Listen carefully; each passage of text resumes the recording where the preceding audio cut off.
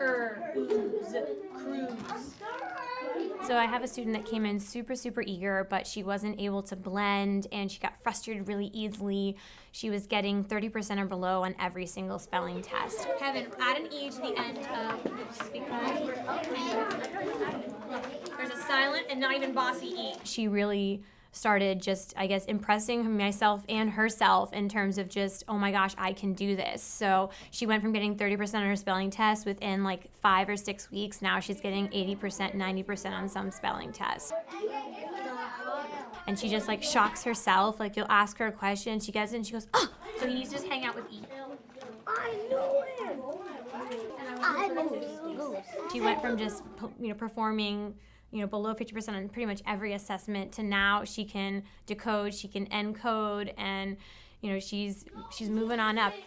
New friends are the best. The better you feel you're doing, it's kind of the more you know, the more you realize you don't know. And so on one hand, I'm like, yay, I'm doing better. I feel so much better when I go home every day. But on the other hand, I'm like, I could do even better. Cover up, sound out that part, and then put it all together. Partner, I do not know him.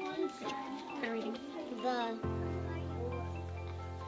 talent show is tomorrow. That's a big word. Do you love reading? Did you like reading when you came to me at the beginning of the year? You did? And that's probably why you worked so hard at it, because you knew you loved it and you wanted to become even better at it. She told us she practices at night. She practices reading. Yep. I can tell she does. I can tell. Really good. So she makes my job easier because she does part of my job for me at home, don't you? And could you read those books at the beginning of the year? Could you? No, you couldn't, and now you can. That's what's so cool about reading. And soon, you think this is going to be too easy for you pretty soon? Yeah, it's going to be too easy for you pretty soon. Sorry. Look at her instead. She knows I'm going to cry because I'm so proud of her. Are you proud of yourself?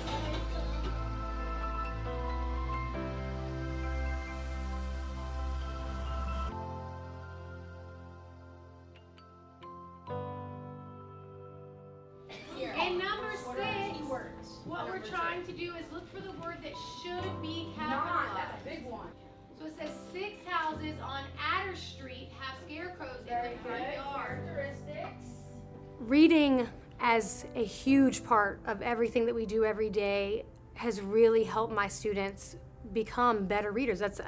Reading will help you become a better reader. That's how you do it. It's like that practice makes perfect type thing. So I need yellow circle group to go to I station and green square group to go to Raven. Thank you. So I have a student this year that came without letter recognition. He couldn't recognize the letter A. He couldn't tell me the different sounds that the letters made. He knew absolutely no sight words.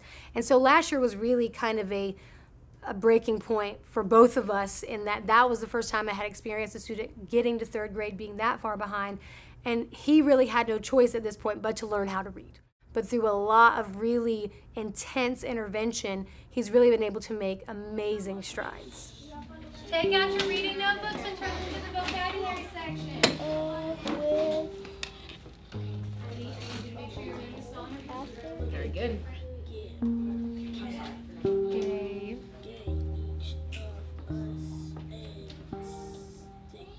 Yeah, the phone call was for her stepmom. The phone call was for her stepmom. So circle, the phone call was for her stepmom. So you did the same thing Kaden did. So then Yell went to get her.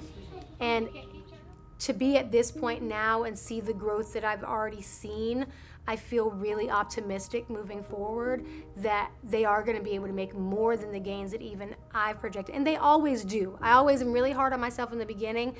And then at the end, when I see the progress that they've made, I'm really shocked. But then I tell myself, well, I should have known because look at all the hard work that they put in. My scores this year are so much higher than they had been historically. However, I've noticed that even students that came in as below level have performed higher on the standardized assessments, and I think it's just because the standards in general are higher. Like we all have high expectations here, but this year my ELA was higher, and I was just amazed and really excited because I'm like, okay, it's working. Because it was the first time that I had a true check. Like, can they hold up to standardized assessment? I mean, I see how they do, of course, on informal assessments, on spelling tests, and on all the assessments we do in class, but to have them perform that well on the standardized assessment, I was like, okay, we got this. It's good. It's working.